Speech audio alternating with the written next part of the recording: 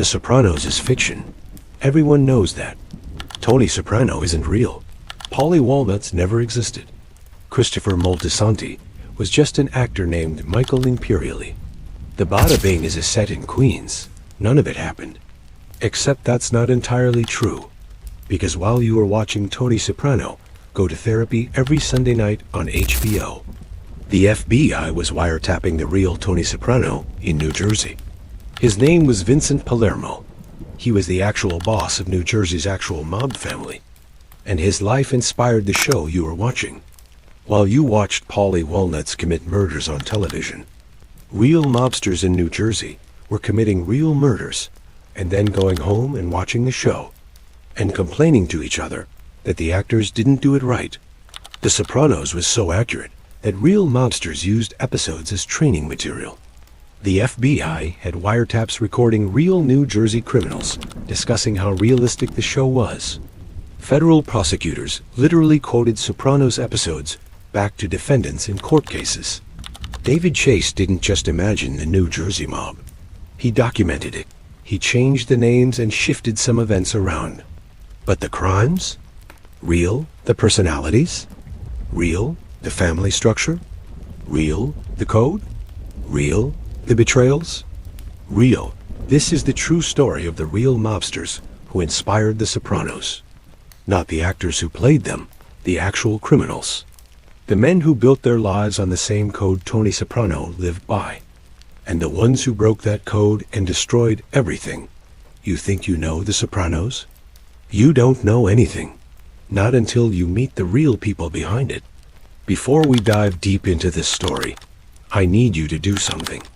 Drop a comment right now, telling me where you're watching from and what time it is.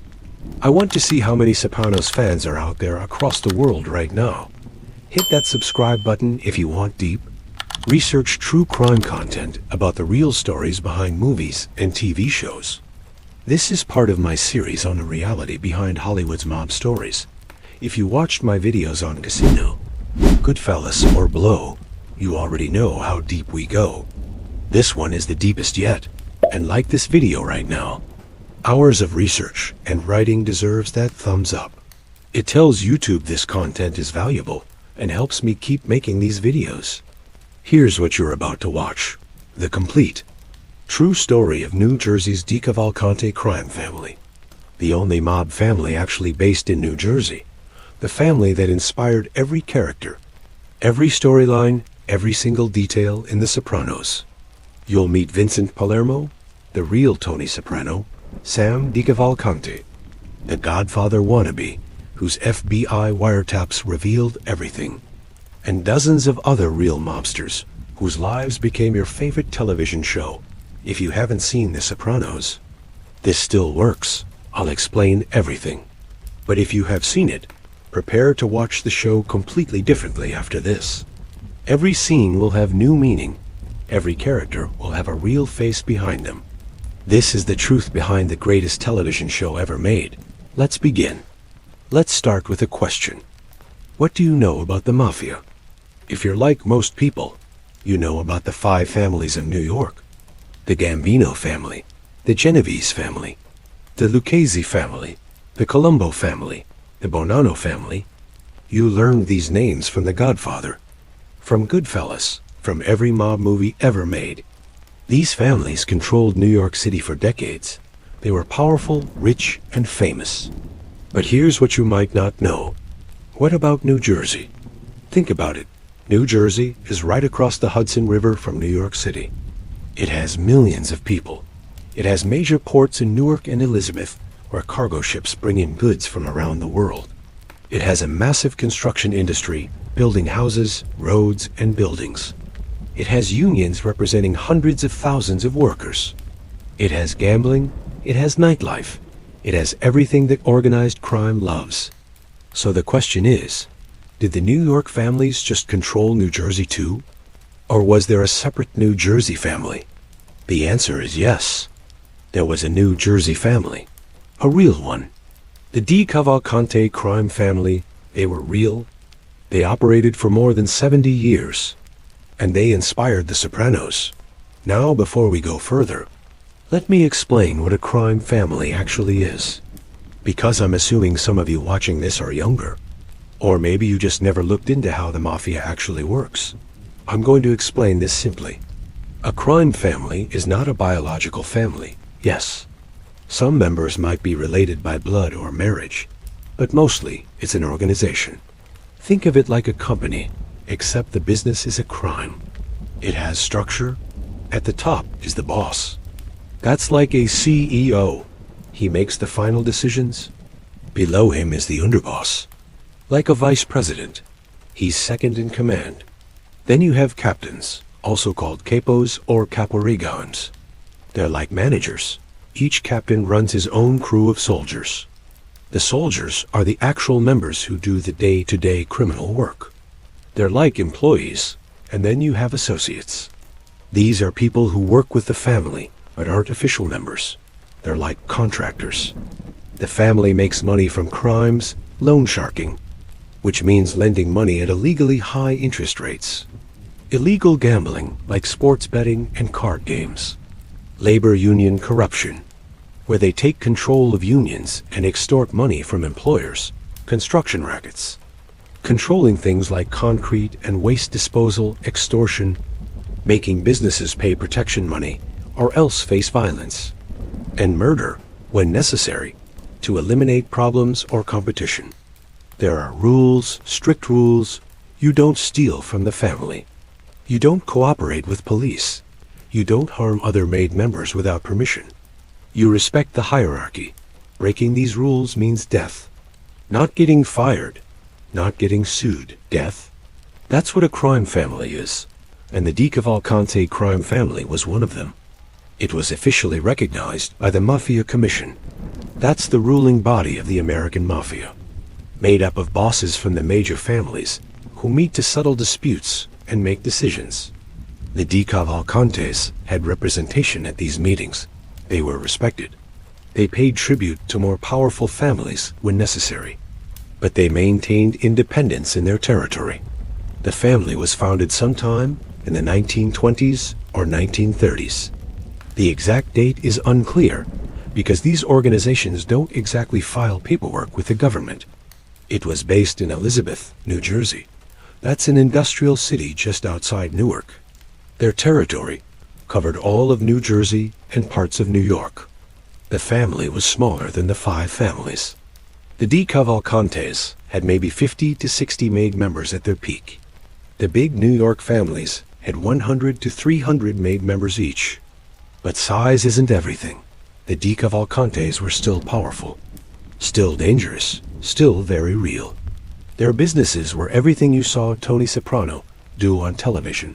Loan sharking, illegal gambling operations, taking bets on sports games and running card games, labor union corruption, controlling unions and forcing employers to hire union workers at inflated rates, then taking kickbacks, construction rackets, making contractors pay them for permission to work on projects, extortion, making businesses pay protection money, and murder when someone became a problem.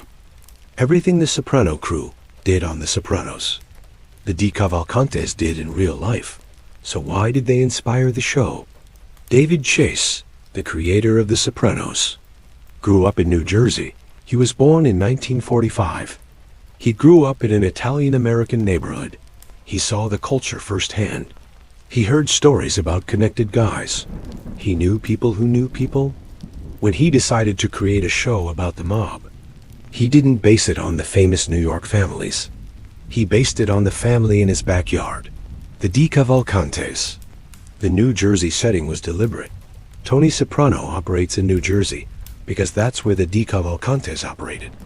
The show takes place in real New Jersey towns because those were real DeCavalcante territories.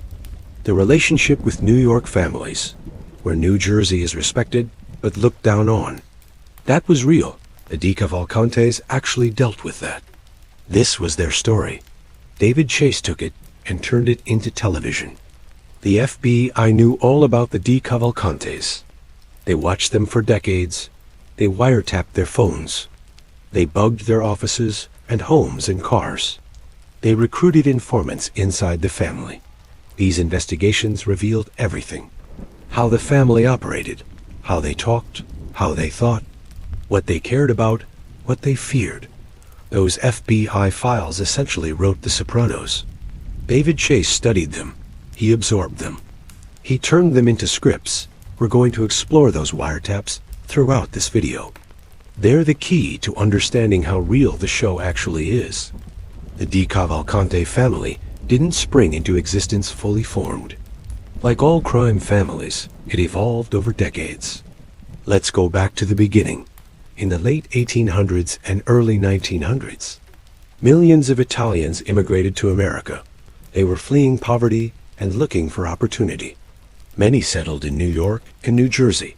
They faced discrimination and hardship. Most worked hard in legitimate jobs and built good lives, but some turned to crime. Small Italian gangs formed in cities like Elizabeth and Newark. These gangs engaged in extortion, theft, and gambling. They were loosely organized and often fought each other for territory. Eventually, these small gangs consolidated. By the 1920s, they had formed into a single organization. This was during Prohibition, when alcohol was illegal in America from 1920 to 1933, bootlegging. The illegal production and sale of alcohol was incredibly profitable. Italian gangs made fortunes during this period. After Prohibition ended, these gangs didn't disappear. They expanded into other crimes: gambling, loan sharking, labor racketeering. They built relationships with the 5 families in New York. They established territory in New Jersey. The family eventually became known as the DeCavalcante crime family. It was named after Simone Rizzo DeCavalcante, who we're about to meet in detail. But he wasn't the founder. There were bosses before him. He was just the one who made the family famous, or rather infamous. The family structure followed traditional Mafia organization. They had initiation ceremonies where new members took blood oaths. They followed omerta, the code of silence that forbade cooperation with law enforcement. They paid tribute to more powerful families when operating in overlapping territories. They attended commission meetings with other families. The DeCavalcantes were officially recognized by the commission. That meant something. It meant they were legitimate in the eyes of the American Mafia. They had a seat at the table, they had protection, but they also had responsibilities. They had to follow the rules. They had to get permission for certain actions. They had to pay their dues. In the 1950s and 1960s, the family was at its peak. They controlled unions. They controlled construction. They controlled gambling operations across New Jersey. They made millions of dollars. They were feared and respected. This matters because The Sopranos shows Tony Soprano running New Jersey. That was real. The DeCavalcantes really did control New Jersey. It wasn't fiction. It was a fact.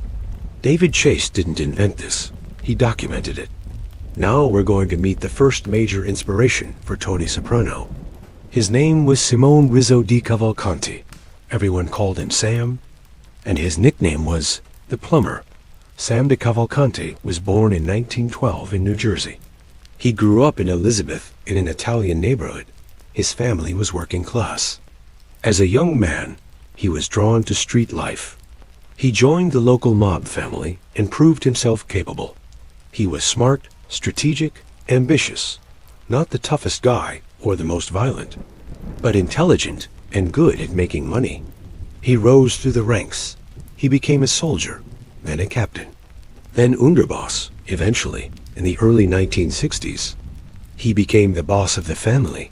The family took his name, the DeCavalcante crime family.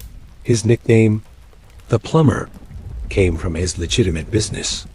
He owned a plumbing supply company in Kenilworth, New Jersey. He actually sold toilets and pipes and plumbing equipment.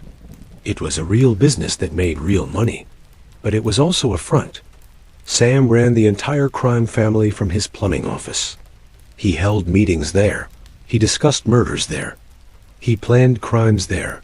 He collected money there, all while pretending to be a legitimate businessman selling plumbing supplies. This is exactly like Tony Soprano using the Bada Bing strip club as his headquarters. It's a legitimate business on paper, but it's actually the command center for criminal operations. Sam's personality is crucial to understanding Tony Soprano's character. Sam wanted respect above all else. He was obsessed with being taken seriously. He felt overshadowed by the 5 families in New York. They were bigger, richer, more famous. Sam felt like he was looked down on. He compensated by trying to be more professional, more organized, more businesslike than the New York bosses. Sound familiar? That's Tony Soprano's entire character. Tony constantly talks about wanting respect. He resents the New York families who treat him like he's inferior. He tries to run his operation professionally. He wants to be seen as a legitimate businessman who happens to be in an illegitimate business. David Chase didn't invent this psychology. He found it in Sam DeCavalcante. Now here's where the story gets incredible. From June 1964 to July 1965, the FBI wiretapped Sam DeCavalcante's office. They suspected he was the boss of a crime family. They got court approval to plant hidden microphones in his plumbing business. For over a year, they recorded every conversation that happened in that office. They recorded over 2,000 hours of conversations. What they heard was extraordinary. They heard Sam discussing murders, planning crimes, ordering hits, settling disputes between members, collecting tribute money. Everything you'd expect a mob boss to discuss. But they also heard something else. They heard Sam talking about his personal life, his family, his business problems, his insecurities, his relationship with the New York families, his desperate desire for respect. The wiretaps revealed the inner psychology of a mob boss. Not just his crimes, but his thoughts, his fears, his anxieties, his humanness. This is what made the tapes invaluable to someone like David Chase. They showed that mob bosses aren't just violent criminals. They're complex human beings with real emotions and real problems. But wait, it gets better. The wiretaps revealed something incredible. Sam DeCavalcante was obsessed with The Godfather. Now, you might be thinking, wait, The Godfather movie came out in 1972. The wiretaps were from 1964 to 1965. How could he be obsessed with a movie that didn't exist yet? He was obsessed with the book.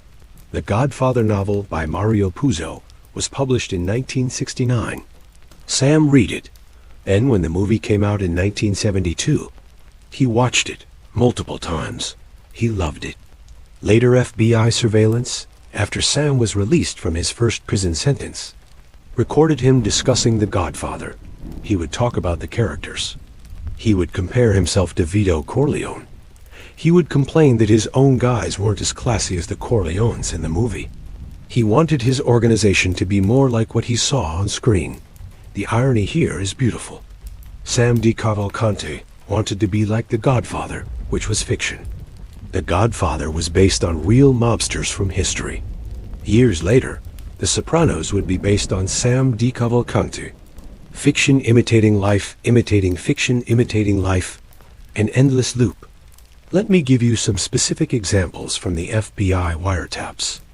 These are paraphrased because the actual transcripts use a lot of Italian slang and profanity, but the substance is accurate. Example 1. Sam complaining about his guys. These guys, they got no class. You see The Godfather? Those guys had respect, dignity, my guys. They're animals. They got no brains. I gotta babysit them constantly. Example 2. Sam expressing jealousy of the 5 families. They think they're better than us. The New York families, they think we're nothing. We make just as much money. We run our operations just as well. We should have more respect. We deserve a seat at the table. Example 3. Sam discussing a murder. This shows the reality, not movie glamour, but cold business. He's gotta go. He's got a big mouth. He's talking to people he shouldn't be talking to. Set it up, make it clean, no mess. And make sure nobody sees. Discussing killing someone like he's ordering office supplies. That's the reality of mob life. Not dramatic movie scenes with orchestral music. Just cold, calculated decisions to end human lives. The FBI used these wiretaps to build a case against Sam. In 1969, he was arrested. He was charged with extortion, conspiracy, and illegal gambling. The evidence was overwhelming. His own voice on tape discussing crimes. He went to trial. He was convicted on multiple counts. He was sentenced to 15 years in federal prison. Sam went to prison in 1970. While he was in prison, the Godfather movie was released. He watched it in prison. He was still obsessed with it. The irony is that he was in prison for the same kind of crimes the movie romanticized. He was released in the early 1980s, after serving about 12 years. He officially retired from mob life. He died in 1997 at age 84 of natural causes. His legacy is complicated. The FBI wiretaps became legendary. Law enforcement agencies studied them to understand how the mob operates. Researchers studied them to understand organized crime. Writers studied them for material. David Chase studied them. Sam's personality, his speech patterns, his concerns, his insecurities. All of it became Tony Soprano. Sam wanted to be the Godfather. Instead, he became the Sopranos. Let's look at the specific parallels between Sam and Tony. Tony Soprano operates from a strip club. Sam operated from a plumbing business. Both are legitimate fronts for criminal activity, check. Tony has therapy sessions where he discusses his deep issues. Sam's wiretaps revealed his deep issues to the FBI. The content is similar, just the format is different, check. Tony is jealous of the New York families who looked down on him. Sam was jealous of the 5 families who looked down on him. Sam literally said this on tape, check. Tony desperately wants respect. Sam desperately wanted respect. This was Sam's defining characteristic, check. Tony worries that his guys lack professionalism. Sam literally complained about this constantly on the wiretaps. Check. The parallels aren't subtle. They're direct. David Chase studied Sam DeCavalcante and found his protagonist. He didn't invent Tony Soprano. He discovered him. Tony Soprano is Sam DeCavalcante, with a therapist added to externalize the internal struggles the wiretaps revealed. After Sam DeCavalcante went to prison and eventually retired, the family continued operating. Multiple bosses came and went through the 1970s and 1980s. The family had ups and downs. Some bosses were effective, some were not. Some went to prison, some died. Then in the 1990s, a new boss emerged. His name was Vincent Palermo, and he would become the most direct inspiration for Tony Soprano. Who was Vincent "Vinny" Ocean Palermo? Vincent Palermo was born in 1944 in New York City. His full name was Vincent Palermo, but everyone called him Vinny Ocean because he lived near the ocean in Deal, New Jersey. Deal is a wealthy shore town. The nickname stuck. He grew up in an Italian-American neighborhood. His family was working class, not wealthy. As a teenager, he was drawn to street life. He looked up to the connected guys in the neighborhood, the ones with money and respect, the ones everyone feared. In the 1960s, as a young man, he was recruited into the DeCavalcante family. He started as an associate. That means he wasn't an official member yet, but he worked with them. He did jobs for them. He proved himself. He worked his way up. He did loan sharking, collecting debts from people who borrowed money at illegal interest rates. He did gambling collections. He provided enforcement, which is a polite way of saying he intimidated and hurt people who didn't pay eventually. He was made. That's the term for becoming a full member of a mafia family. Let me explain what being made actually means. Because this is real, not Hollywood invention. When you become made, there's a ceremony. An actual ceremony. This isn't something movies invented. The FBI has documented this through informants who later testified about their own initiation. The ceremony goes like this. You're brought to a secret location. All the made members of the family are present. The boss and underboss conduct the ceremony. They prick your finger with a pin or needle to draw blood. They have you hold a burning picture of a saint, usually St. Francis. You feel the heat from the burning paper in your hand. While you're holding this burning picture, you take an oath. The oath is serious. You swear that the family comes before everything. Before your biological family, before your friends, before your own life, you swear omerta, the code of silence. You will never cooperate with law enforcement. You will never testify in court against the family. You will keep family secrets until death. You swear that if you break this oath, may you burn in hell like the saint burning in your hand. Then you're embraced by the other members. You're now a made man. You're now protected by the organization. Other families can't touch you without permission from your boss. You have status, you have power, but you also can never leave. Once you're made, you're in for life. The only way out is death. Vincent Palermo went through this ceremony. He became a made member of the DeCavalcante family. He was now bound by that blood oath. Through the 1970s and 80s, Palermo proved himself. He was smart. He was capable. He could be ruthless when necessary. But he wasn't needlessly violent. He made money for the family. He ran effective operations. He became a soldier, then a captain. As a captain, he ran his own crew. He had soldiers under him who reported to him. He oversaw criminal operations and kicked money up to the boss. He was respected within the family. By the mid-1990s, he was promoted to Underboss. That's second in command. He was right below the boss in the hierarchy. Then in 1998, something significant happened. The boss of the family, Giacomo Jake Amari, died of natural causes. He had stomach cancer. With his death, the family needed a new boss. Vincent Palermo was chosen. At age 54, he became the boss of the DeCavalcante crime family. He was now the head of the entire organization. He controlled all family operations in New Jersey.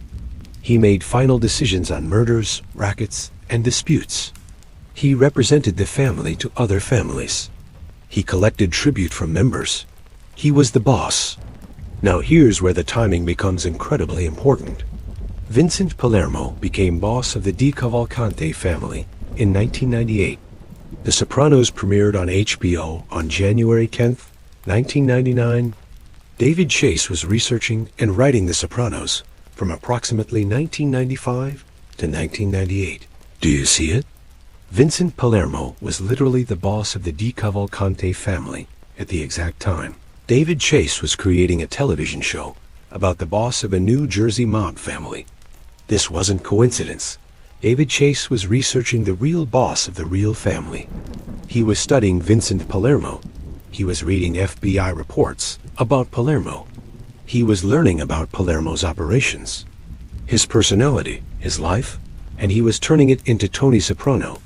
Let's look at what Vincent Palermo's life was actually like as boss of the DeCavalcante family. His territory covered all of New Jersey. He had rackets running in Newark, Elizabeth, Jersey City, and Atlantic City. He controlled construction extortion operations in multiple counties. He had corrupted several labor unions, including the Laborers Union and the Teamsters. He ran illegal gambling operations across the state. He had an extensive loan sharking network. The money was substantial. Estimates suggest he made $3 to $5 million per year. That's not Pablo Escobar level wealth, but it's still very rich. He wasn't living in poverty. He owned multiple properties. He drove expensive cars. Though not too flashy, because that draws attention. He lived in a mansion in Deal, New Jersey, right on the shore. Beautiful house in a wealthy town. His personality is key to understanding the Tony Soprano character. Palermo was smart and calculating. He wasn't extremely violent compared to some mob bosses. He preferred negotiation over murder when possible, but he absolutely would order murders when he felt they were necessary. He wasn't soft. He just believed violence should be strategic, not emotional. He was a family man. He had a wife. He had children. He had grandchildren. He went to family dinners. He went to his grandkids' school events. He celebrated holidays with them, to his neighbors. He probably seemed like a regular guy. Maybe a successful businessman. Maybe someone in construction or real estate. They had no idea he was the boss of a crime family. This is key to Tony Soprano's character. Tony seems normal. He seems like a regular suburban dad. He coaches his daughter's soccer team. He goes to family dinners. He worries about his kids. He has normal problems like any father and husband. But he's also a mob boss who orders murders. This duality was real in Vincent Palermo's life. David Chase didn't invent it. He observed it in Palermo and put it on screen now. Did Vincent Palermo see a therapist like Tony Soprano does? No, there's no evidence he saw a therapist. But FBI wiretaps show he had stress, anxiety, and health problems. Being a mob boss is incredibly stressful. Think about it. You're under constant FBI surveillance. They're watching you. They're listening to your phone calls. They're following you. You know this. You have to be paranoid all the time. You face risk of prosecution. One mistake, one informant, one wiretap, and you're going to federal prison for decades. You face risk of being murdered by rivals from other families. If there's a dispute, they might decide to kill you. You face risk of being murdered by your own guys. If someone in your family decides they want to be boss, they have to kill you first. You have pressure to make money constantly. Your guys expect to earn. If they're not earning, they get unhappy. You have pressure to maintain respect. Any sign of weakness, and you lose respect. Lose respect, and you lose power. Lose power, and you're dead. Vincent Palermo carried all of this weight. FBI wiretaps recorded him discussing his stress. He had diabetes. He had heart problems. The stress was literally killing him. David Chase gave Tony Soprano a therapist to externalize these internal struggles. Tony's therapy sessions reveal what real mob bosses like Palermo felt, but couldn't talk about. The therapy scenes in The Sopranos aren't fantasy. They're dramatized reality. They make the invisible visible. As boss, Vincent Palermo was involved in numerous crimes. Let me describe some of them so you understand the reality of what we're discussing. Murder conspiracy.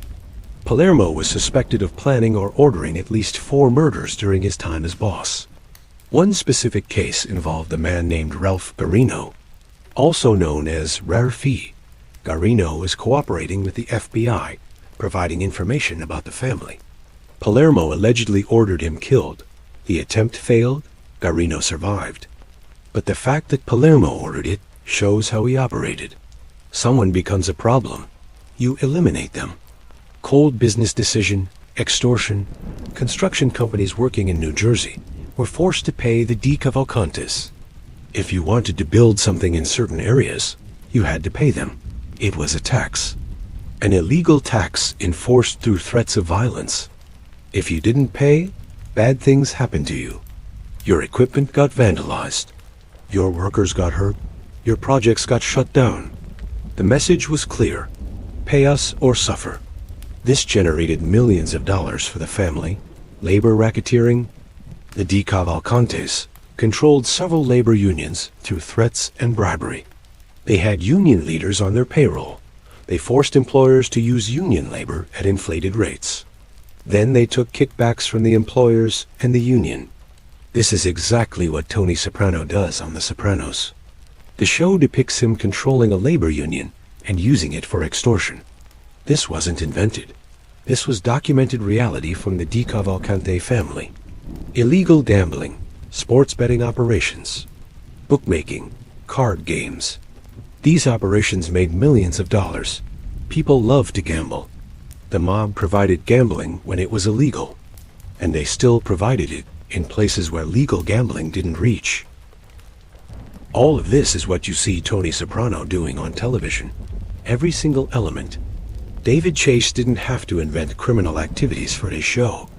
He just depicted what the DeCavalcante family actually did. The FBI had been watching the DeCavalcantes for decades. When Vincent Palermo became boss in 1998, they intensified their investigation. They wiretapped his phones, home phone, cell phones, pay phones he used. They wiretapped his associates' phones. If he called someone, they recorded that conversation. They planted bugs in his cars. When he drove around talking to his guys, the FBI heard everything. They planted bugs in his home. When he had meetings at his house, the FBI recorded them. They planted bugs in his headquarters. Wherever he conducted business, they tried to plant microphones. They had surveillance teams following him 24 hours a day, 7 days a week. When he left his house, FBI agents followed him. They photographed everyone he met with. They documented everywhere he went. The FBI recorded thousands of hours of Vincent Palermo's conversations between 1998 and 2000. What they heard was extraordinary. They heard Palermo discussing crimes in detail, planning murders, collecting money, settling disputes between members, dealing with problems, complaining about other families, complaining about his own guys, having personal conversations. They heard everything. And here's where it gets surreal. The Sopranos premiered in January 1999. FBI agents investigating Vincent Palermo watched the show. They were stunned by how accurate it was. The conversations on the show matched the wiretaps they were hearing in real time. The situations Tony Soprano dealt with on screen matched what Vincent Palermo was dealing with in real life. The language was identical. The psychology was identical. The FBI literally had front row seats to life imitating art in real time. There are documented instances where the show would depict Tony dealing with a particular problem, and that same week, the FBI wiretap would record Palermo dealing with a nearly identical problem using similar language and similar approaches. The show was that accurate. Did Vincent Palermo watch The Sopranos? Yes, the FBI wiretaps confirm it. He watched with his associates. They would discuss episodes. Sometimes they would criticize it. That's not how you do it. Sometimes they would praise it. That's exactly right. The irony is incredible. A real mobster watching a television show about mobsters that was based on him and his family, while the FBI listened to him watching himself. Reality and fiction completely blurred together. By early 2000, the FBI had gathered overwhelming evidence against Vincent Palermo. They had his voice on tape discussing crimes. They had witnesses. They had financial records. They had video surveillance. In March 2000, they conducted a massive raid. Dozens of DeCavalcante members were arrested simultaneously. Vincent Palermo was arrested at his home in Deal, New Jersey. He was charged under RICO. That's the Racketeer-Influenced and Corrupt Organizations Act. It's a federal law specifically designed to prosecute organized crime. Under RICO, you can be charged for being part of an organization that commits crimes. Even if you didn't personally commit every crime, Palermo was charged with RICO violations: murder conspiracy, extortion, illegal gambling, and loan sharking. He was looking at life in prison without possibility of parole. At age 56, this meant dying in prison. He would never see his grandchildren grow up. He would never be free again. He had two options. Option 1, go to trial, hope to win, but the evidence against him was overwhelming. His own voice on tape, multiple witnesses, financial records, video surveillance. If he went to trial, he would almost certainly lose. And then he would spend the rest of his life in prison. Option 2, cooperate with the FBI, become a government witness, testify against the family. In exchange, get a reduced sentence, serve maybe 5 or 10 years instead of life. Eventually get out, enter witness protection, get a new identity, live the rest of your life free, even if under an assumed name. What would Tony Soprano do? In The Sopranos, Tony never cooperates. Being a rat, an informant, is the worst thing possible. It's the ultimate betrayal. It violates omerta, the sacred code of silence. Tony would rather die than inform. The show makes this clear throughout its run. This is the code. This is the honor system the mob claims to live by. What did Vincent Palermo do? He flipped. He agreed to cooperate with the FBI. He became a government witness. He wore a wire and recorded his own associates. He testified against the entire DeCavalcante family. He broke his blood oath. He burned like the saint in his initiation ceremony swore he would burn if he betrayed the family. Why did he flip? He was 56 years old. He had diabetes. He had heart problems. He was facing life in prison. He would die there. He wanted to see his grandchildren grow up. He wanted to be free eventually. He made a calculation. Better to be alive and free eventually than to die in prison. Pragmatism over honor, survival over loyalty. This is where Vincent Palermo and Tony Soprano diverge completely. Tony represents the ideal, the myth, the code. Palermo represents the reality. What actually happens when men face these choices? What Vincent Palermo did as a cooperating witness destroyed the DeCavalcante family. He wore an FBI wire and recorded conversations with mobsters who trusted him. These men were his friends. They were his associates for decades. They trusted him completely. And he was secretly recording them for the FBI. He provided detailed information about DeCavalcante operations. He told the FBI everything, the structure, the members, the crimes, the murders, the rackets, everything. He testified in multiple federal trials between 2003 and 2004. He was the star witness. His testimony was devastating. Why was it so devastating? Because he was the boss. He knew everything. He was involved in everything. He made decisions about everything. He could describe crimes in detail because he ordered them. He could identify other members because he promoted them. He could explain the structure because he ran it. His testimony helped convict dozens of DeCavalcante members. The trials resulted in long prison sentences. 20, 30, 40 years. Some got life. The organization he once led was destroyed by his testimony. The reaction from other mobsters was pure rage. He was labeled a rat. The worst thing you can be called in that world. Contracts were put on his life. If any mobster found him, they would kill him, brutally, as a message to others. But he was in FBI protective custody. He was safe from them. The irony is stark. The real Tony Soprano became the thing Tony Soprano would never become, an informant. The fictional Tony Soprano never would have done what the real Vincent Palermo did. The show presents an idealized version. Loyalty until death. Palermo presents reality. Self-preservation when facing life in prison. David Chase showed what should happen according to the code. Palermo showed what actually happens after testifying. Vincent Palermo entered the Federal Witness Protection Program. Let me explain what that means. The Witness Protection Program is run by the U.S. Marshals Service. When someone testifies against criminals and faces death threats, the government can place them in the program. You're given a completely new identity. New name, new social security number, new birth certificate, new driver's license, new everything. Your past is erased on paper. You're relocated to somewhere in the United States. The location is kept secret. Only the Marshal Service knows where you are. You can never return to your old life. You can never contact your old friends or family. You can never go back to New Jersey. If you do, you'll be recognized and killed. You're essentially dead to everyone you knew. But you're alive. That's what happened to Vincent Palermo. He was given a new name. He was relocated somewhere. Maybe the Midwest. Maybe the South. Maybe the West. Nobody knows. He lives under his new identity. He can never come back.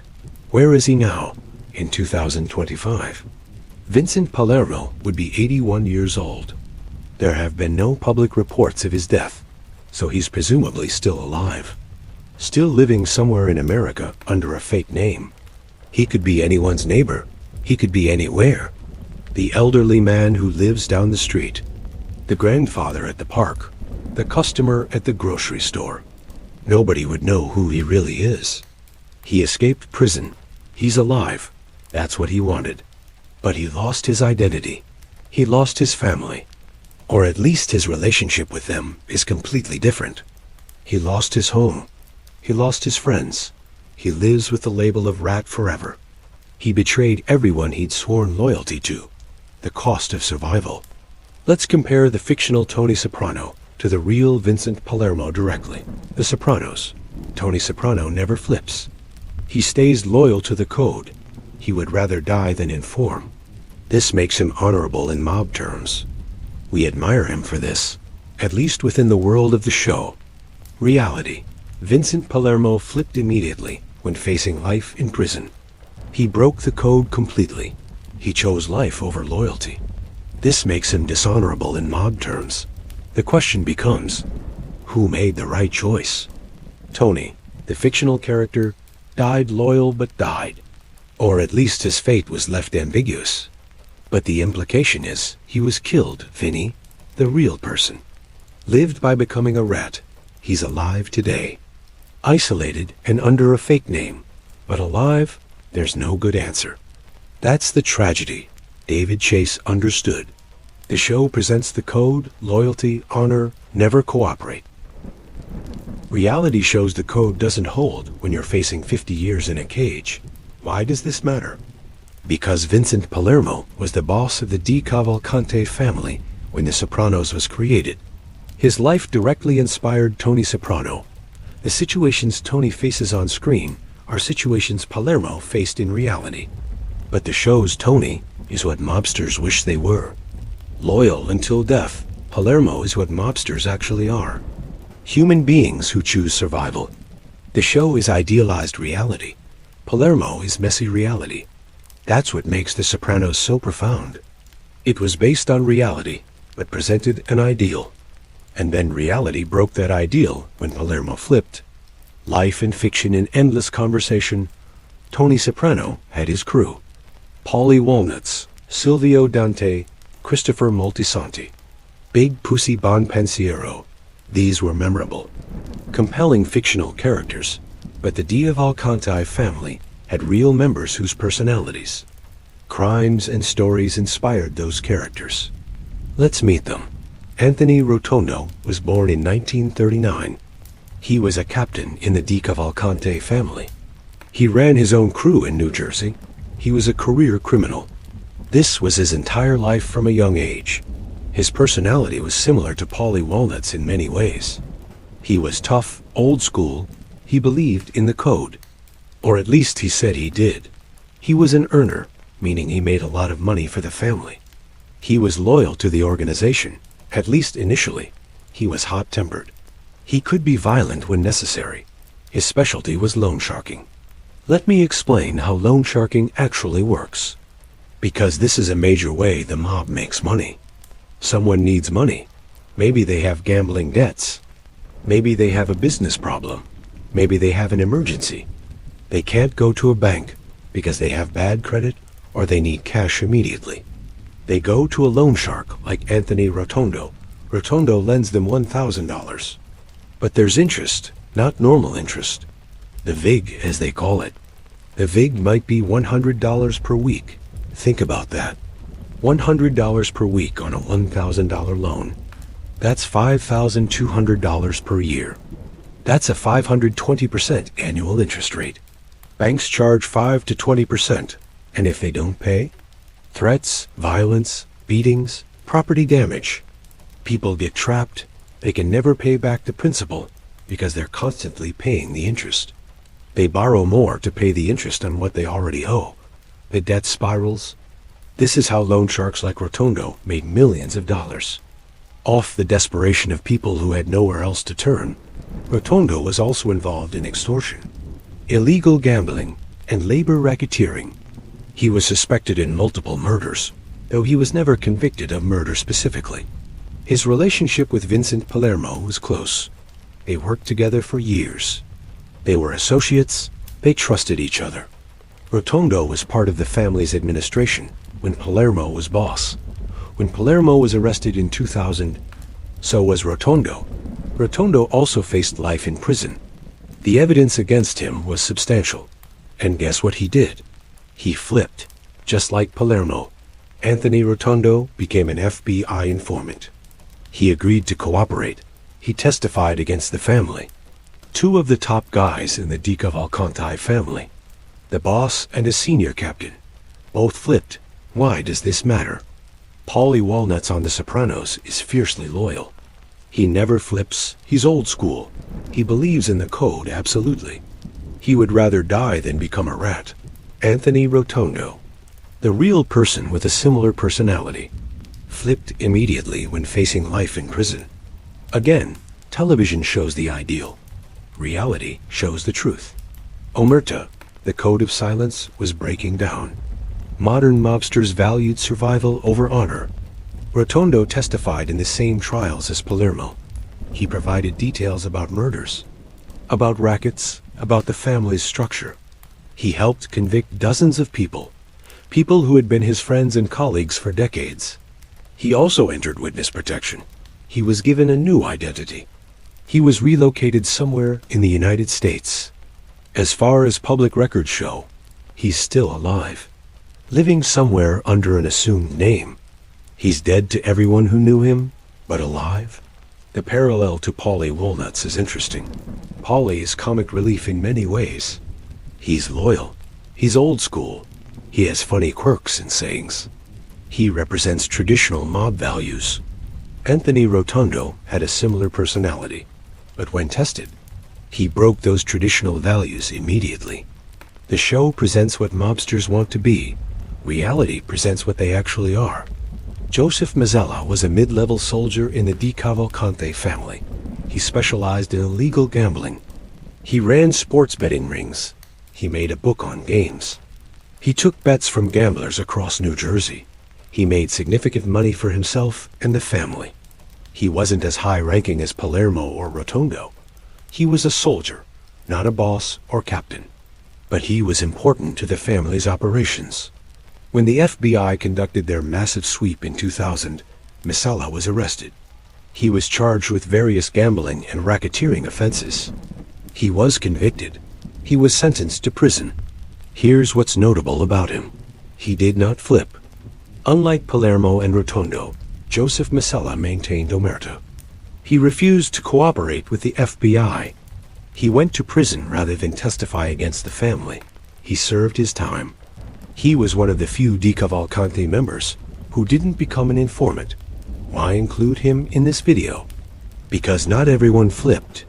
Some members, though they were the minority, maintained the code. They kept their mouths shut. They went to prison. They paid the price. These men were the exception, not the rule, but they existed.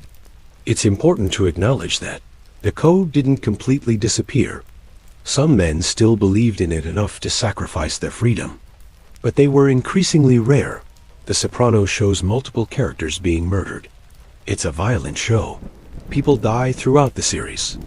But these are fictional deaths, special effects, and choreography. The DeCavalcante family had real murders. Real people killed. Real families destroyed.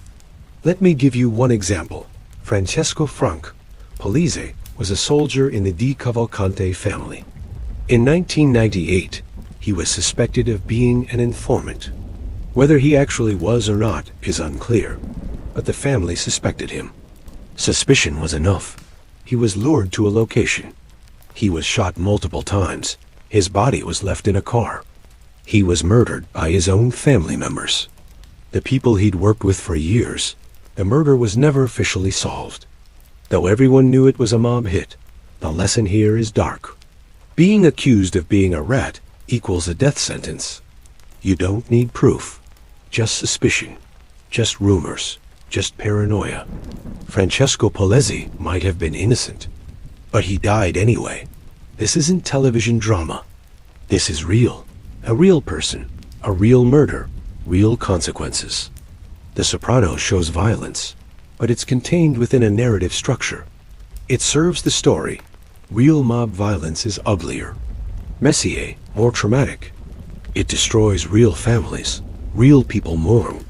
Real children grow up without fathers. We can't forget that while discussing the perpetrators, mob stories usually focus on the men, the bosses, the soldiers, the violence. But there were women whose lives were shaped and often destroyed by the mob. The wives, mob wives, lived complicated lives. Some knew their husbands were criminals. They knew what their husbands did for money. They accepted it. Some even participated by helping hide money, passing messages, or providing alibis. Some were victims of domestic abuse. Violence was common in mob families. Men who committed violence professionally often committed it at home. Some were genuinely kept in the dark. Their husbands compartmentalized. Work was work, home was home.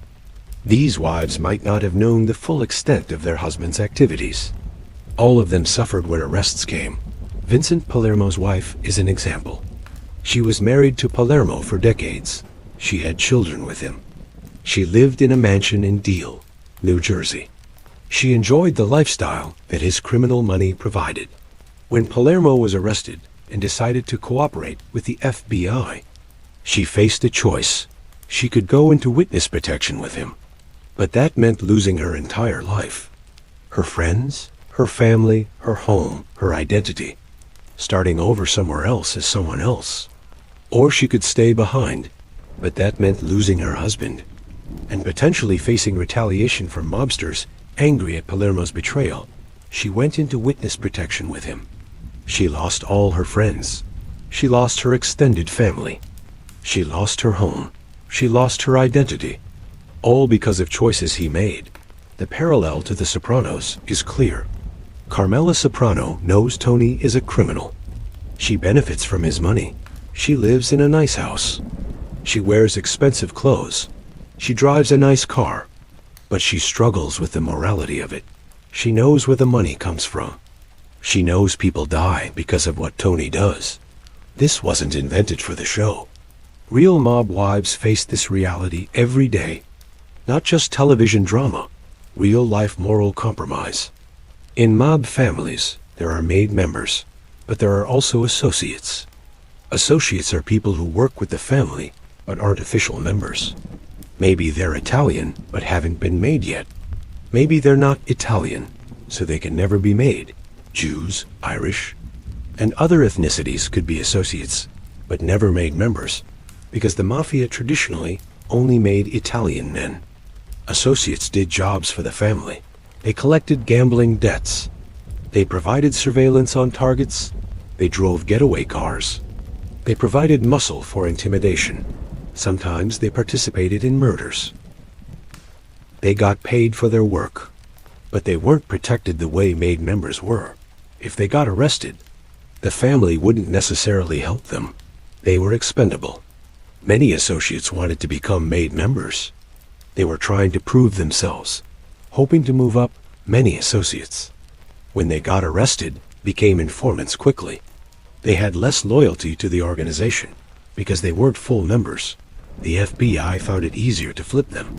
This was another source of informants that destroyed the DeCavalcante family's operations. The FBI didn't just wiretap and follow mobsters. They recruited informants inside the family itself.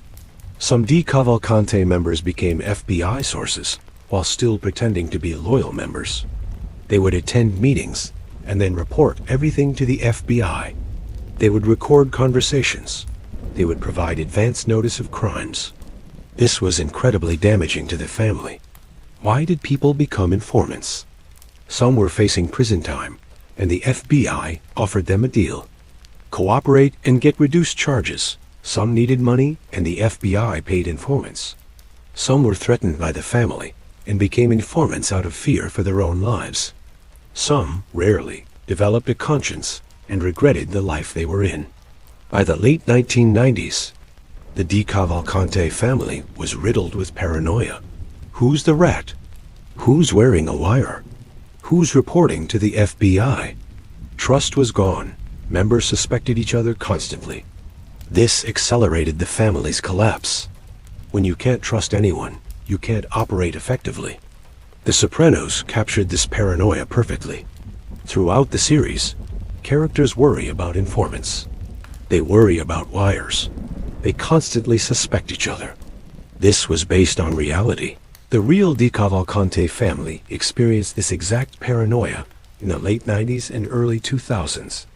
Big Pussy Bon Pensiero in The Sopranos becomes an FBI informant. He wears a wire. He records Tony. Eventually, he's discovered and murdered. This was based on real informants in the DeCavalcante family. Multiple members were secretly recording for the FBI. Some were discovered and killed.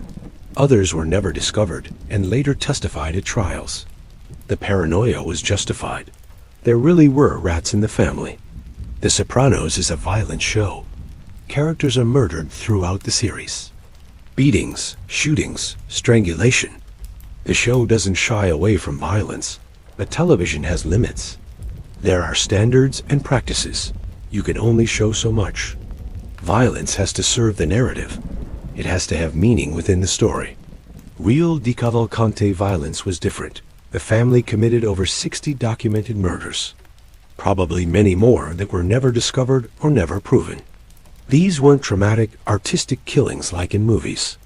They were often brutal, messy, and cruel. Victims included rival mobsters from other families. Victims included their own members who were suspected of being informants. Victims included witnesses to crimes who might testify. Victims included business owners who refused to pay extortion money. Victims included innocent people who were in the wrong place at the wrong time. One common DeCavalcante method was the basement murder. They would lure the target to a basement or isolated location. Multiple shooters would be waiting. They would shoot the victim at close range. Multiple times, they would dispose of the body. No witnesses, no evidence, no drama. Just cold execution. This happened dozens of times. Real people, real deaths. The Sopranos made mob life seem dramatic. Almost romantic at times. The characters are compelling. The dialogue is sharp. The music is great. It's entertaining. Reality was brutal. Ugly, traumatic. Real people died. Real families were destroyed. Real children grew up without parents. We can't forget the victims while discussing the perpetrators. The DeCavalcante family destroyed lives for money. That's the reality beneath the television drama. Now we're going to compare major Sopranos storylines and scenes directly to actual DeCavalcante events. This is where the connections become undeniable. Comparison 1. The opening scene The Sopranos opens with Tony Soprano in therapy. This was revolutionary. A mob boss seeing a psychiatrist, discussing his anxiety, his panic attacks, his family issues.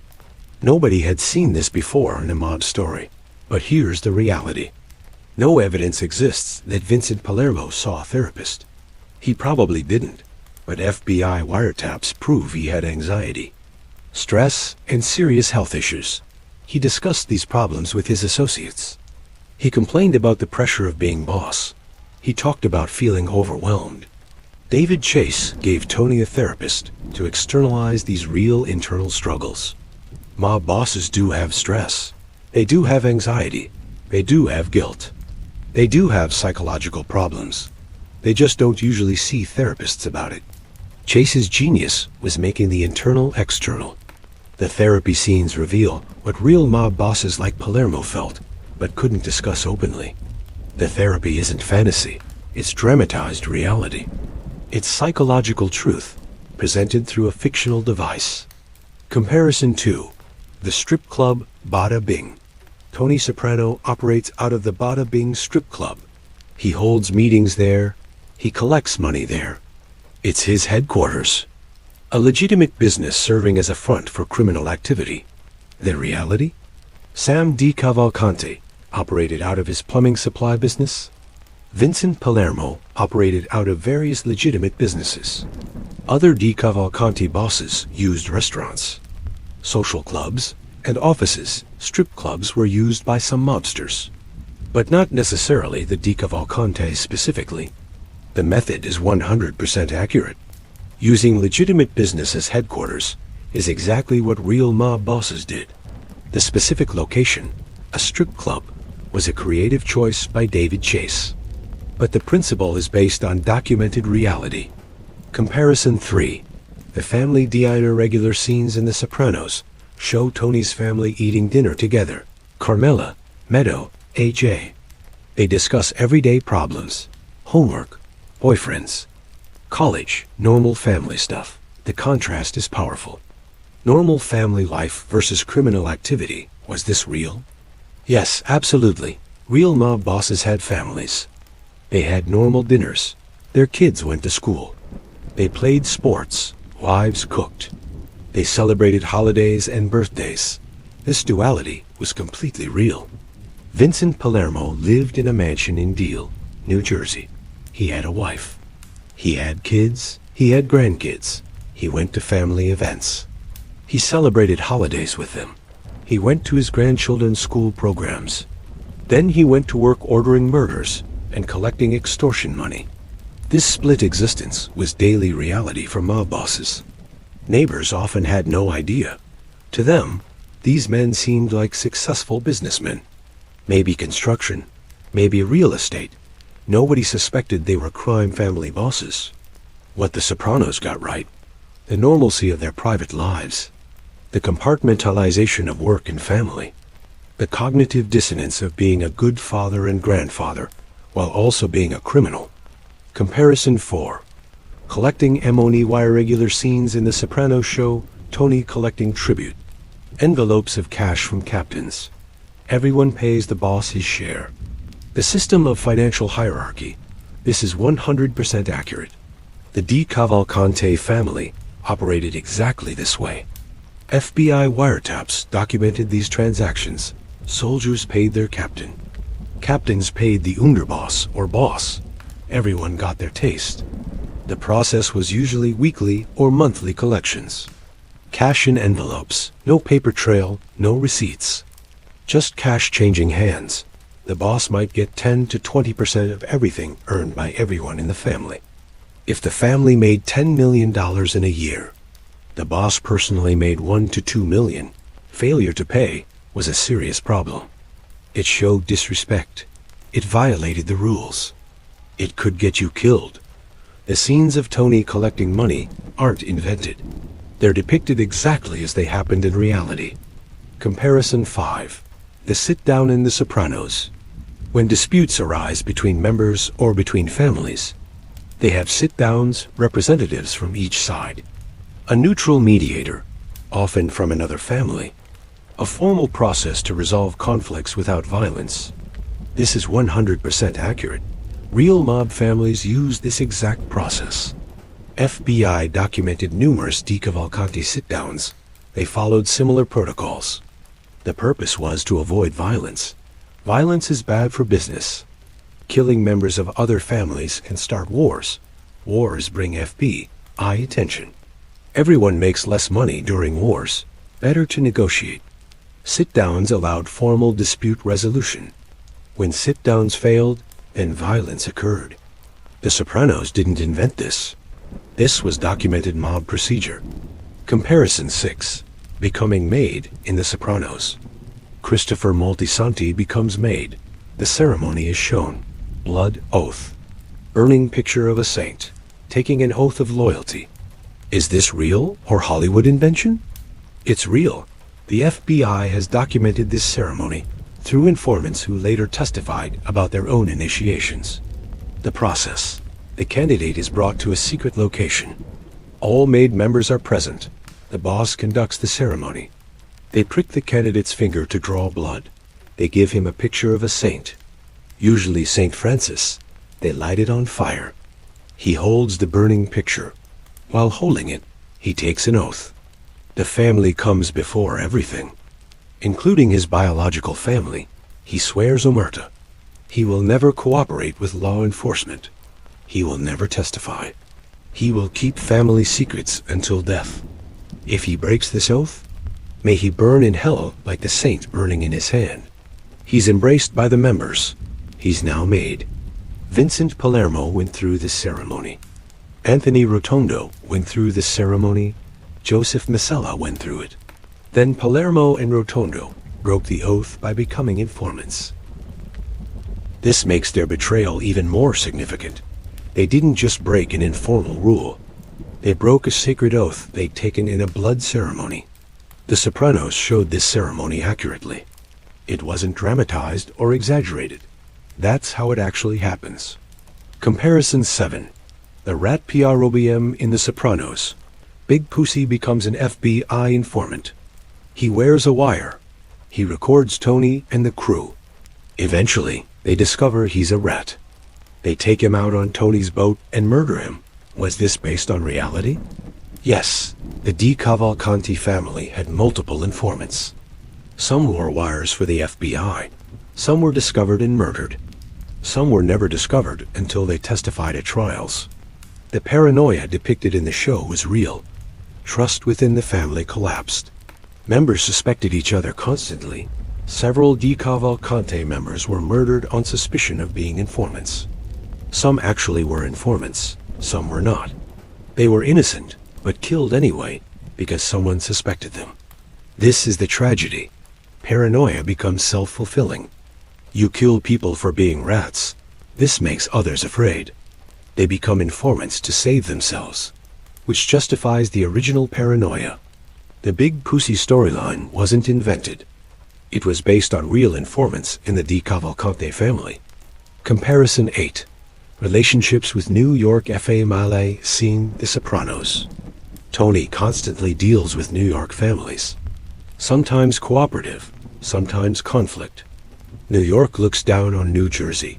Tony feels disrespected. He resents being treated as inferior. This is exactly accurate. The DeCavalcantes were smaller than the 5 families. They often felt disrespected by New York. They had to pay tribute to New York families for permission to operate in certain overlapping territories. Sam DeCavalcante's wiretapped conversations show this exact resentment. He complained constantly about being treated as less than by New York. He felt his family deserved more respect. Vincent Palermo dealt with similar issues. The 5 families had more members, more territory, more money, more power. The DeCavalcantes had to navigate that carefully, the dynamic shown on The Sopranos, where Tony resents New York, but has to maintain relationships with them, was based on documented reality. Comparison 9. The business FRONCs in The Sopranos. The family controls waste management through Barone Sanitation. They control construction through various companies. They use legitimate businesses to launder money. The reality.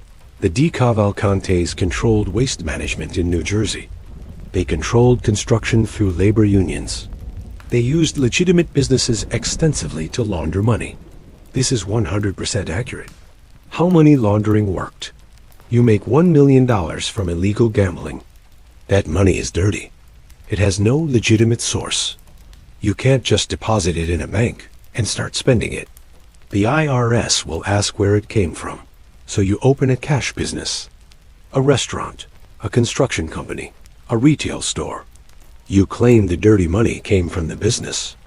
You report it as income. You pay taxes on it. Now it's clean money with a legitimate source. You can use it openly. The DeCavalcantes did this extensively. The Sopranos depicted it accurately. Comparison 10. Going to W or in The Sopranos. Conflict with New York leads to murders back and forth. It escalates into a full war. Bodies pile up. Eventually, it's resolved through negotiation or exhaustion. The reality. The DeCavalcantes were involved in multiple wars over the decades. In the 1960s, a war with another New Jersey faction. In the 1980s, an internal power struggle. In the 1990s, conflicts with New York families over territory. These wars resulted in real murders. Drive-by shootings, ambush killings, bodies dumped in car trunks. The television shows some violence. Reality was often worse. Eventually, wars were resolved through commission, intervention, or through exhaustion, when both sides had lost too many men and too much money. Comparison 11. The FBI surveillance in The Sopranos. The FBI is constantly watching. Wiretaps, bugs, surveillance. Tony is aware he's being watched. He's paranoid about phones and conversations. This paranoia was completely justified in reality. The DeCavalcantes were under constant FBI surveillance. Phones wiretapped, cars bugged, homes bugged, offices bugged. Surveillance teams following them everywhere. This created a cat and mouse game. Mobsters used counter-surveillance tactics. They used payphones instead of home phones. They used coded language. Friend of ours meant a made member. Friend of mine meant an associate. Take a ride meant murder. They did walk and talks. Discussing business while walking outside to avoid bugs. They used white noise machines in rooms. The FBI adapted. They developed better bugs. They used lip readers. They used long-range microphones. Constant technological arms race. The paranoia Tony Soprano displays in the show was based on real, justified paranoia from real mobsters who knew they were being watched. Comparison 12. The informant EPIDMEC. The show ends ambiguously. Tony's fate is unclear. But throughout the series, multiple characters flip. Adriana is forced to wear a wire. Carlo becomes an informant in the final season. The constant theme. Omerta is breaking down. The code of silence is dying. This was reality. By the 2000s, Omerta was essentially dead in the DeCavalcante family. Top members flipped. Vincent Palermo, the boss. Anthony Rotondo, a senior captain. Lower-level members flipped by the dozens. The code of silence was broken. This destroyed the family more than anything else. Why did Omerta collapse? RICO laws made sentences too long. Life in prison. Men faced dying in prison. Witness protection made flipping survivable. You could testify and still live. Others were flipping. Prisoner's dilemma. If you don't flip but others do, you get the worst outcome. You stay loyal while everyone else saves themselves. So everyone flips to save themselves first. Modern mobsters were less committed to the life than previous generations. They valued survival over honor. Money and self-preservation won over loyalty. The Sopranos predicted this trend. The final seasons show the code eroding. This was happening in reality simultaneously. Art and life in perfect sync. Comparison 13. The therapy sessions deeper analysis. Therapy with Dr. Melfi is the backbone of The Sopranos. He discusses his mother, his panic attacks, his violence, his inability to change. Melfi represents his conscience. Real mobsters don't see therapists usually, but they have these internal conflicts. FBI wiretaps revealed Sam DeCavalcante discussing family problems. Vincent Palermo complaining about stress. Various members expressing regret, fear, anxiety. They just didn't have professional help processing it. What David Chase did, he took the real internal psychology, revealed in FBI wiretaps, and externalized it through therapy scenes. He made the invisible visible. This is genius storytelling. The therapy sessions are psychologically accurate, even if situationally fictional. Comparison 14. The next genie ratio and in The Sopranos. Meadow goes to Columbia University. AJ struggles with depression and identity. Tony wants better for his kids. He doesn't want them in the mob. The reality. Real mob bosses felt the same. Many kept their children out of the life. They sent them to good schools. They wanted legitimate careers for them. Vincent Palermo's children were not in the mob. This was common among modern mobsters. The irony. They committed crimes to provide for their families. But they didn't want their families to follow them. They knew the life was destructive, but they couldn't stop themselves from living it. Comparison 15. The ENDIG The Sopranos ends ambiguously.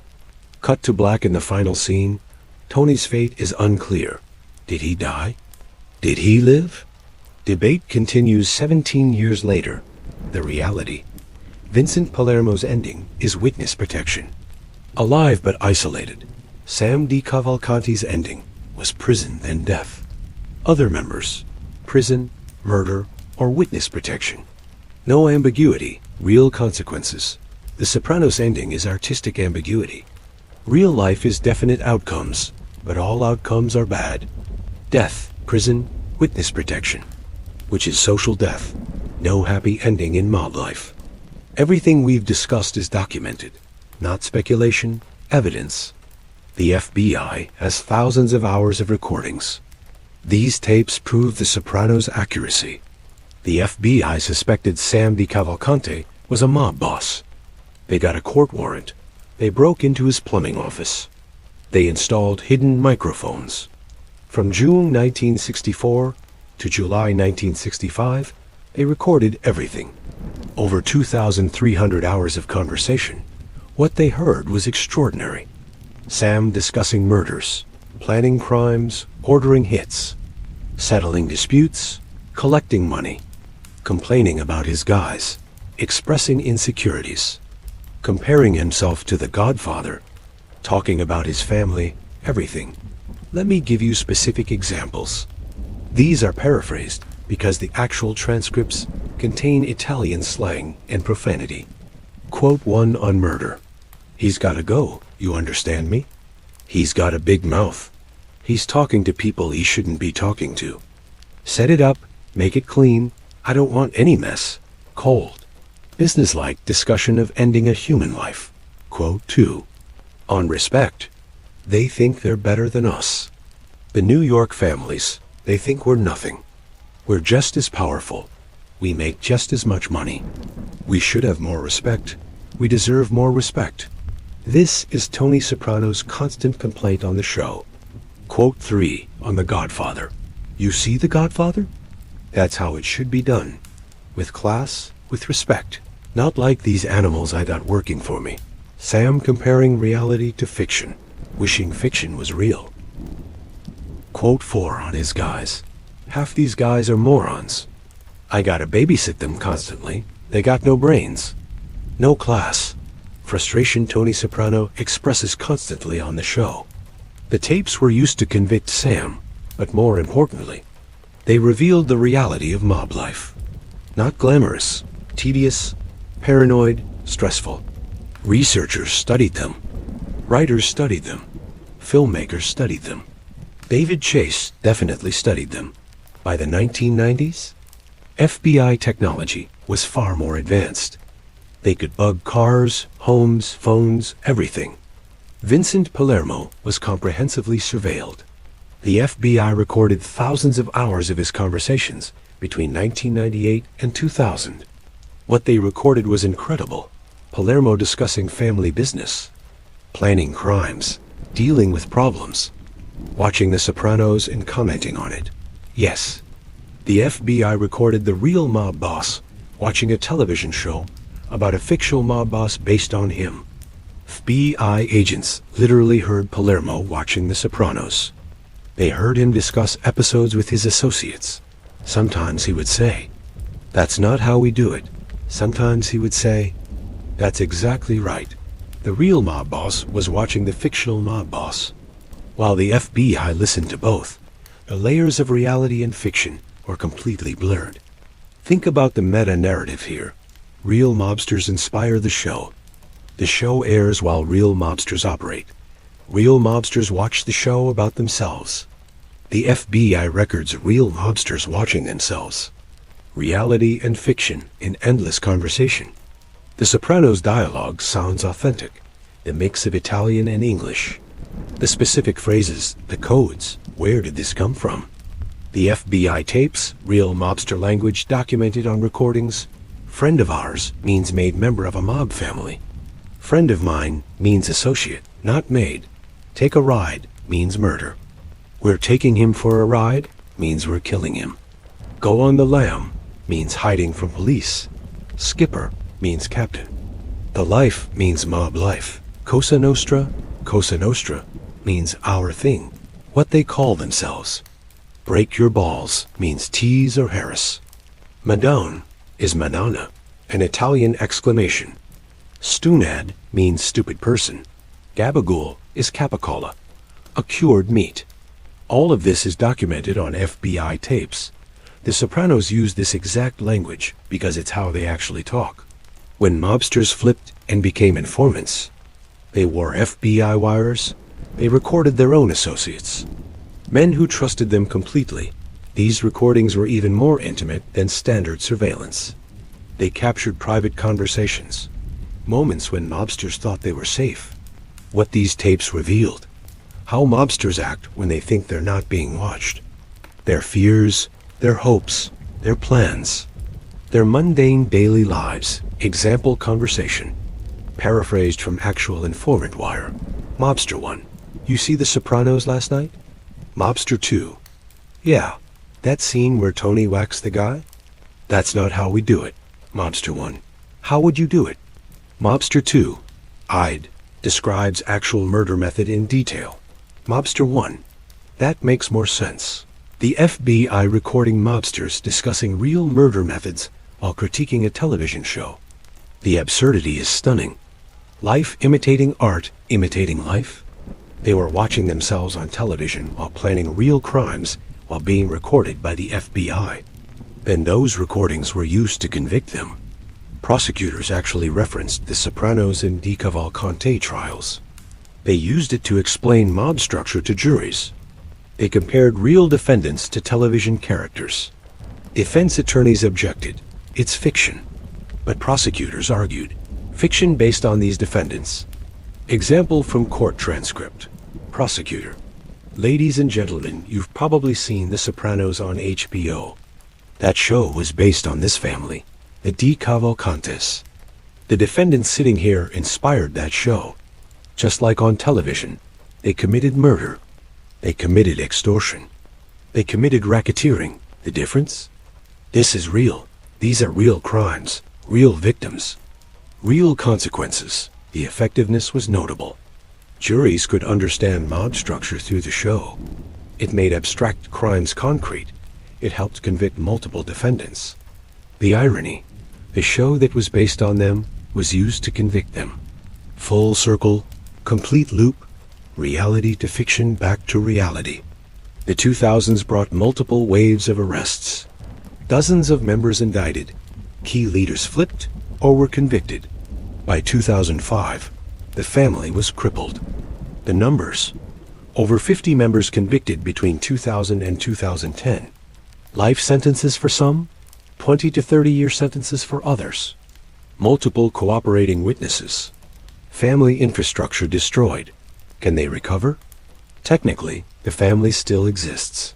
Some members are still operating at a reduced level. But nothing like before. The FBI maintains constant surveillance. Anyone who tries to rebuild gets arrested immediately.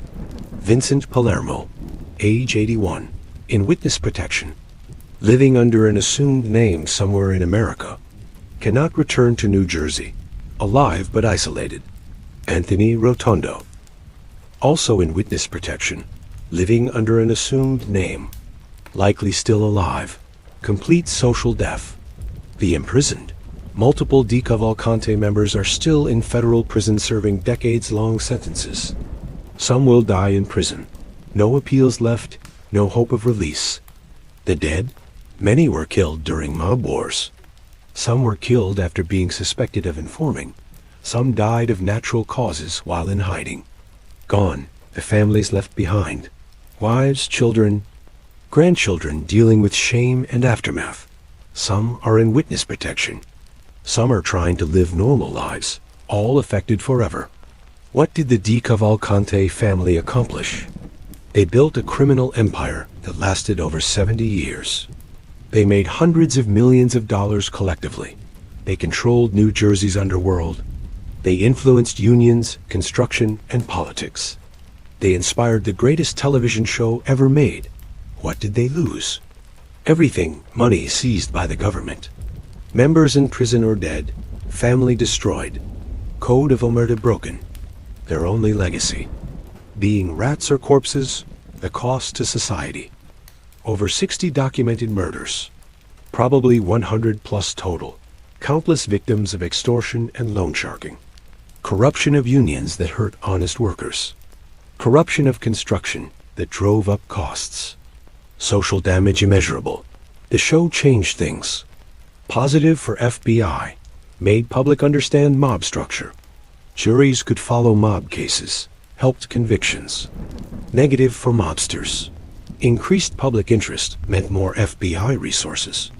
Younger generation romanticized the mob, but recruited poorly because the show also showed consequences.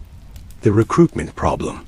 After The Sopranos, some young Italian Americans wanted to be mobsters. But they wanted to be television mobsters. Cool, dramatic, respected, reality. Prison and betrayal wasn't appealing, so recruitment declined. The modern mob is much smaller than its peak in the 1960s through 80s. Constant surveillance, rampant informants.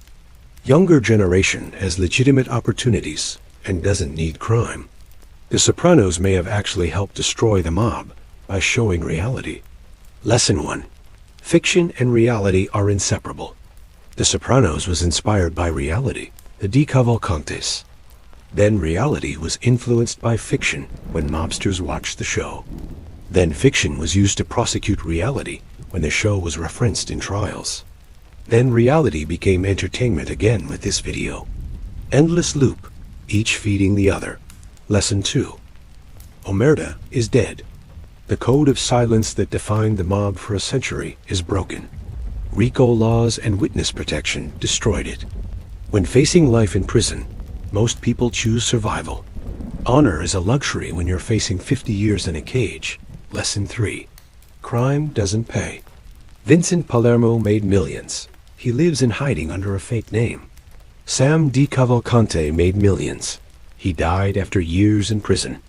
Dozens of members, dead or imprisoned, their money seized. Their families destroyed.